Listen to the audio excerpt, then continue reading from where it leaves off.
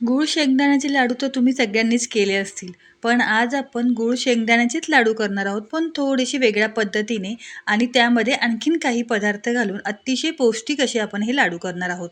लहान मुलंसुद्धा आवडीने हे लाडू खातील बरं. घरातील कोणी वयस्कर व्यक्ती असतील त्यांनासुद्धा समजा दात नसतील, अगदी मऊसूद हे लाडू होतात आणि ते सुद्धा आवडीने खातील.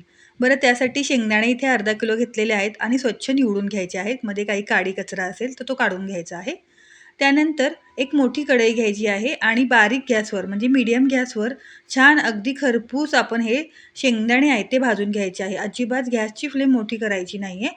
मीडियम फ्लेमवर अगदी मंद भाजून घेतले ना, की आतपर्यंत शेंगदाणा भाजला जातो आणि खमंग असे आपले हे लाडू होतात. त्यामुळे ही खूप महत्त्वाची टीप आहे. जे शेंगदाणे आहेत ते खमंग असे भाजून घ्यायचे आहेत. अगदी त्याचा कलर आहे तो बदलला गेला पाहिजे. हे बघा आता पांढराच रंग आहे. आता हलकासा रंग बदललेला आहे. गॅसची फ्लेम मीडियमच आहे. अजिबात वाढवलेली नाही. आणखीन थोडा वेळ भाजून घेऊया. इथे मला 4 ते 5 मिनिटं लागलेली आहेत भाजण्यासाठी. तुम्ही बघू शकता मस्त आपले हे शेंगदाणे भाजून होत आहेत. हे बघा. छान असे हे मी शेंगदाणे भाजून घेते. जवळपास हे भाजत आलेले आहेत. आता काय करते हे पूर्णपणे थंड करून घ्यायचे आहेत. आपण हे शेंगदाणे आहेत ते आपण एका ताटामध्ये काढून घेऊया. मस्त शेंगदाणे आपले भाजून झालेले आहेत म्हणजे आपले लाडूसुद्धा तितकेच छान होणार बरं का. आता हे एका प्लेटमध्ये मी काढून ठेवलेले आहेत. आता इथे मी 100 ग्रॅम तीळ घेतलेले आहेत. गावरान तीळ घेतलेले आहेत. ते सुद्धा हलकेसे भाजून घेणार आहे. नेहमी नेहमी तेच गूळ शेंगदाण्याचे लाडू खाऊन कंटाळा आला होता. पण हे लाडू केले पण घरच्यांना इतके आवडले म्हणून सांगते. हे बघा आपले तीळसुद्धा छान असे भाजून झालेले आहेत. ते सुद्धा आपण एका प्लेटमध्ये काढून घेऊया. कधी-कधी काय होतं, घरात ज्या वस्तू असतात ना अवेलेबल, त्या वस्तूंमधून पण एखादा पदार्थ केला ना, तो सुद्धा अतिशय चांगला होतो. आता आपण तीळ भाजून घेतल्यानंतर थोडंसं तूप घालूया आणि त्यामध्ये अगदी मी 1 चमचाभर डिंक आहे, तो तळून घेणार आहे. जास्त डिंक यामध्ये घालायचा नाहीये. हे बघा, इथे मी 100 ग्रॅम डिंक आणलेला आहे, पण त्यातला अगदी एक चमचा असतो आपला मोठा चमचा, तेवढा डिंक घेतलेला आहे आणि अगदी थोडा-थोडा डिंक आपण तळून घ्यायचा आहे. एकदम सगळा डिंक घालायचा नाहीये, नाहीतर तो तळला जात नाही. थोडा-थोडा डिंक आपण इथे तळून घेणार आहोत. डिंक छान आपला फुललेला आहे. एका प्लेटमध्ये आपण काढून घेऊया आणि असा सगळा डिंक आपण तळून घेणार आहोत. हे बघा, तुम्ही बघू शकता मस्त डिंक फुललेला आहे. छानच. आता एका प्लेटमध्ये आपण काढून घेऊया. लहान मुलंसुद्धा हे लाडू खातात म्हणून मी जास्त डिंक घातलेला नाही. अगदी 1 चमचा घातलेला आहे. आता इथे मी सुकं खोबरं घेतलेलं आहे. 2 वाटी सुकं खोबरं घेतलेलं आहे. खिसून घेतलेलं आहे. ते सुद्धा खमंग असं भाजून घेणार आहोत. खोबरं भाजून घेतलं ना, की लाडूमध्ये घातल्यानंतर खवट वास येत नाही किंवा आपले लाडू टिकण्यास मदत होते म्हणून खोबरं नक्की भाजून घ्यायचं. बाहेर भरपूर असा पाऊस पडतोय. हे बघा, खोबरंसुद्धा भाजून झालेलं आहे. आता एक खोलगट भांडं घ्यायचं आहे. त्यामध्ये आपण जो तळून घेतलेला डिंक आहे, तो घालायचा आहे आणि छान असा क्रश करून घ्यायचा आहे. बरं तुम्ही मिक्सरमध्ये फिरवून घेतलात तरीसुद्धा चालेल, पण असा क्रश करून घेतला ना, की हलकासा दाताखाली आला ना, की छान लागतो. आता संपूर्ण डिंक इथे मी छान क्रश करून घेतलेला आहे. तुम्ही बघू शकता. आता काय करायचं आहे, यामध्ये आपण शेंगदाणे आहेत, ते सुद्धा घालणार आहोत. म्हणजे आपण आता हे पूर्णपणे लाडूचं सगळं मटेरियल हळू-हळू करून एकत्र करणार आहोत. डिंक झाल्यानंतर शेंगदाण्याची सालं काढून घेतलेली आहेत. अर्धवट सालं इथे मी काढलेली आहेत, पाखडून घेतलेली आहेत. आता हे शेंगदाणे पूर्णपणे थंड झालेले आहेत आणि अगदी कुरकुरीत झालेत बरं का. 1-2 खाऊन बघायचे. आणि इथे खोबरं आहे, ते सुद्धा थंड झालेलं आहे. ते सुद्धा मी हाताने असं थोडंसं क्रश करून घेणार आहे. शेंगदाणे काय करूया, पहिल्यांदा आपण थोडे-थोडे करून मिक्सरला छान असे फिरवून घ्यायचे आहे. खूप जास्त बारीक पावडर करायची नाही आहे. मिक्सर चालू-बंद करून चरचरीत अशी पावडर करून घ्यायची आहे. आता त्याच भांड्यामध्ये आपण भाजून घेतलेले शेंगदाणे मिक्सरला लावून घेतलेले आहेत, ते सुद्धा घालूयात. संपूर्ण शेंगदाणे इथे मिक्सरला लावून घेतलेले आहेत. आता तीळसुद्धा थंड झालेले आहेत, ते सुद्धा हलकेसे मिक्सरला लावून घ्यायचे आहेत. हे बघा.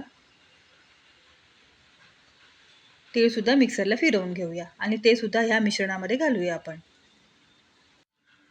आता तीळसुद्धा आपण एकत्र करून घेऊयात आणि ते खोबरं आहे ते सुद्धा मी हाताने क्रश करून घेते. मिक्सरला नाही फिरवायचे कारण मिक्सरला फिरवल्यावर एकदम पावडर होते. त्यामुळे हाताने अशा प्रकारे क्रश करून घ्यायचे आहेत. म्हणजे लाडू दिसायलाही छान दिसतात. हे बघा. संपूर्ण क्रश करून घेतले खोबरं आपण ते सुद्धा घालूया. तुम्हाला जर एकदम वेळ नसेल तर एकदा हे संपूर्ण भाजून साहित्य आहे मिश्रण ते एकत्र करून ठेवायचं आणि नंतर तुम्ही लाडू बांधायला घेतलेत तरीसुद्धा चालेल. हे बघा संपूर्ण खोबरं आपण यामध्ये काढून घेतलेलं आहे. आता काय करायचं आहे, यामध्ये 1 चमचा विलायची पावडर घालायची आहे आणि छान असं मिक्स करून घ्यायचं आहे. हे बघा अशा पद्धतीने तुम्ही बनवून ठेवलत ना, तर तुमचं निम्मं काम होतं आणि मग पटकन लाडू नंतर बांधलेत तरीसुद्धा चालेल. एका डब्यामध्ये भरून ठेवायचे आणि जेव्हा वेळ मिळेल तेव्हा लाडू बांधायला घ्यायचे. आता हे सगळं साहित्य आहे ते छान असं मिक्स करून झालेलं आहे.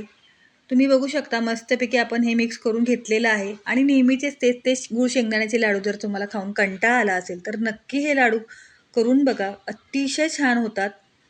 आता इथे मी गूळ घेतलेला आहे. अर्धा किलो इथे मी गूळ घेतलेला आहे. थोडासा जास्त घेतलेला आहे. लक्षात घ्या आपण इथे अर्धा किलो शेंगदाणे घेतलेले आहेत आणि बाकीचे साहित्य धरून म्हणजे इथे मी 600 ग्रॅम गूळ घेतलेला आहे. आणि इथे आपण 1 वाटी तूप वापरलेलं आहे. पाऊण वाटी तूप वापरलेलं होतं. त्यातलं मी थोडंसं तूप आहे ते डिंक तळण्यासाठी वापरलं होतं आणि उरलेलं अर्धी वाटी जे तूप आहे ते कढईमध्ये घातलेलं आहे आणि हा संपूर्ण गूळ यामध्ये घालूया. लक्षात ठेवा 600 ग्रॅम गूळ आणि अर्धी वाटी तूप इथे आपण वापरलेलं आहे. आता आपल्याला गुळाचा पाक करायचा नाही आहे, फक्त मिक्स करून घ्यायचा आहे. गूळ विरघळला की लगेचच गॅस बंद करून घ्यायचा आहे.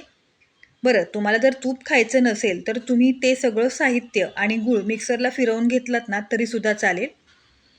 पण आता लहान मुलं खाणार आहेत तर तेवढं तूपही त्यांच्या पोटात जाईल म्हणून मी इथे तूप वापरलेलं आहे आणि ह्या लाडू जे आपण अशा प्रकारे करतो त्यांची चव थोडीशी वेगळी होते म्हणून मी अशा पद्धतीने हे लाडू केलेले आहेत.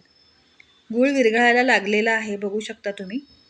आणखीन 1-2 मिनिटांमध्ये छान असा गूळ विरघळला जाईल. हे बघा संपूर्ण गूळ छान विरघळतोय. हे बघा जवळपास आपला गूळ विरघळलेला आहे. आता लगेचच आपण गॅस बंद करूया आणि हा विरघळलेला गूळ आहे तो ह्या सगळ्या साहित्यामध्ये घालायचा आहे. हे बघा अशा पद्धतीने संपूर्ण गूळ आपण यामध्ये घालूया आणि छान असं मिक्स करून घ्यायचं आहे. पटपट हे लाडू बांधले जातात, काही वेळ लागत नाही आणि शेवटपर्यंत हे लाडू संपूर्ण बांधले जातात. अजिबात हे मिश्रण घट्ट होत नाही. ही सगळ्यात महत्त्वाची गोष्ट आहे. मिश्रण छान असं मिक्स करून झालं ना की हलकंसं ते कोमट असतानाच लाडू लगेचच बांधायला घ्यायचे आहेत. हे बघा छान असं मिक्स करून झालेलं आहे. आणि तुम्हाला जेव्हा असं वाटेल की आपल्याला अंदाज नाही आहे मिश्रण किती आहे, गूळ किती घ्यायचा, त्यावेळेस काय करायचं आहे, एकदम सगळ्या मिश्रणामध्ये गूळ घालायचं नाही आहे. मिश्रणामधील 1-2 वाटी जे मिश्रण आहे आपलं ते बाजूला काढून घ्यायचं आहे. गुळाचा पाक घालायचा आहे आणि असं मिक्स करून झाल्यानंतर तुम्हाला थोडासा अंदाज येईल की आणखीन थोडंसं मिक्स केलेलं मिश्रण आहे यामध्ये ॲड होऊ शकतं. त्यावेळेस मग ते मिश्रण आहे जे आपण बाजूला ठेवलं होतं ते आपण यामध्ये ॲड करायचं आहे. म्हणजे तुमचा गोंधळ होणार नाही. आता बघा छान मिक्स करून झालेलं आहे. कोमटच आहे मिश्रण.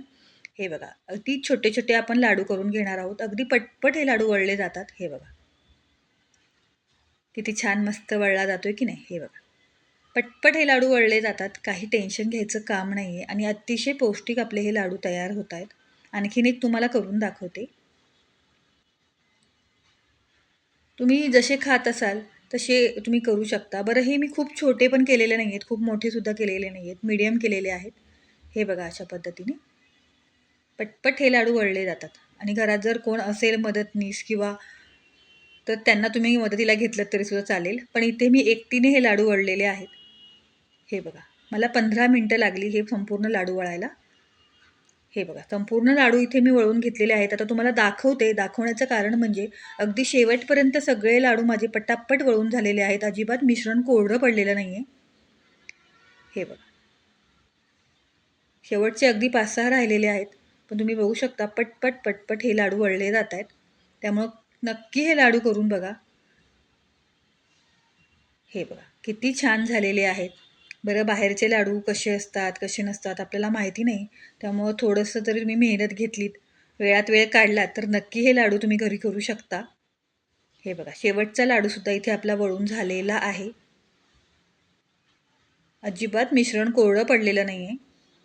सुंदर आणि अतिशय पौष्टिक आपले हे लाडू तयार झालेले आहेत. अशाच रेसिपींसाठी खाद्यरुची मराठी रेसिपीला लाईक करा, शेअर करा, सबस्क्राईब करा. माझी रेसिपी आवडली असेल तर नक्की कमेंट्स करून मला कळवा की तुम्हाला माझी रेसिपी कशी वाटली ते. बरं, कधी केलीत नाही रेसिपी आणि कशी झाली ते सुद्धा मला कमेंट्स करून कळवा. हे बघा, अतिशय मऊसूत आपले हे लाडू तयार झालेले आहेत. पुन्हा भेटूया अशा साध्या सोप्या रेसिपीसोबत. धन्यवाद.